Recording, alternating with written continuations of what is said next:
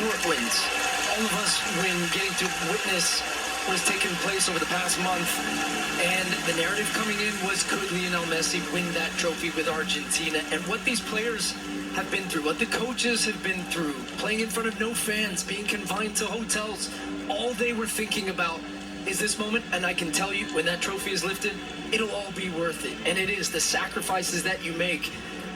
And it just goosebumps watching the entire celebrations, all these scenes on the field, just pure joy, especially from the Argentina side. And the role that Angel Di Maria will hold in this, the game-winning goal that he scored, the goal that Argentina couldn't get from other players in past finals, even Diego Maradona. We think of him in '86 World Cup and the goal of the century in the hand of God. It was Burruchaga who scored the winning goal for Argentina in the final after they blew a 2-goal lead to West Germany. We think about Emiliano Martinez, who 13 months ago couldn't get a game, could barely even dress as the backup at Arsenal, who is now a starter in the Premier League, made himself an icon with his penalty saves and his chirping as well in the shootout with Colombia. Papu Gomez, 33 years of age at his first Copa America, scored goals in back-to-back games to keep the momentum going for Argentina. Lionel Scaloni, who was an afterthought, an assistant coach, a co-interim coach at one point, handed the reins, pushed all the right buttons to get them here. At the end of the day, though, this is about Lionel Messi. Does your opinion of Lionel Messi change at all, or is it just a matter of that monkey finally being off his back? I didn't need it, but I can tell you many people did in that argument. And also, you could tell by his comments leading up to it, seeing Lionel Messi and the penalties against Colombia and the intensity that he had, scissor kick, slide tackling throughout this game, doing what it takes because he needed this. And I think he wanted this more than anything. And to see him about to lift that trophy, you will see tears of joy, of passion, and just years and years of waiting and building for this moment that he's going to get that great release. The weight of the shirt, the number 10 in La Albe Celeste, the stripes of white and sky blue. This tournament began with the images of the late Diego Maradona in computer animation in the opening ceremony before the opening match of this Copa America.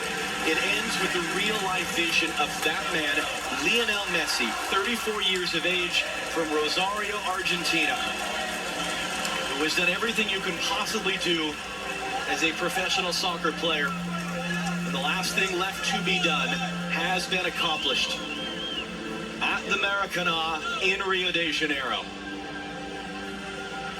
And you see the emotion on the face of those staff members, those players.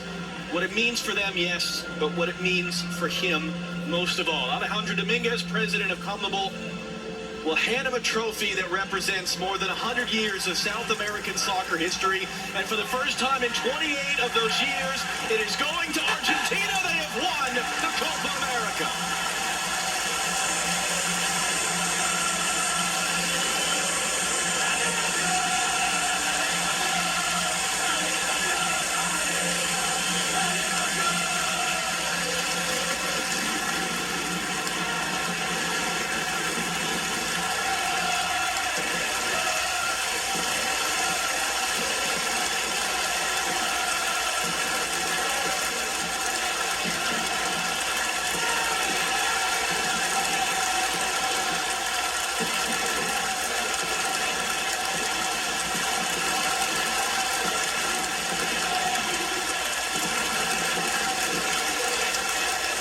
Hand you back to Rob Stone. What a month, what a Copa America, what a moment for Messi in Argentina. So now the narrative will shift to, okay, you won your Copa America, Lionel Messi. Now, let's see if you can do it on the big stage, the World Cup in Qatar next year. Lex, how do you think this win tonight, through the course of this tournament, impacts Argentina big picture going into next year's big tournament?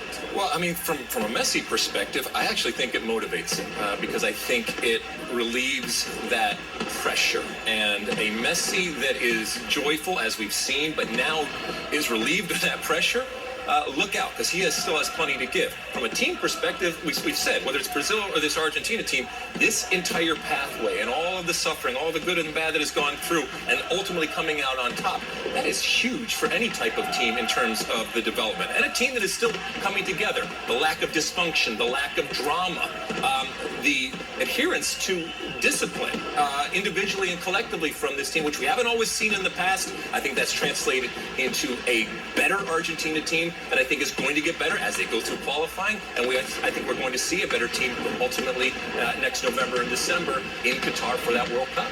And the respect that they had for Scaloni, you started to see. And if that's building towards the World Cup,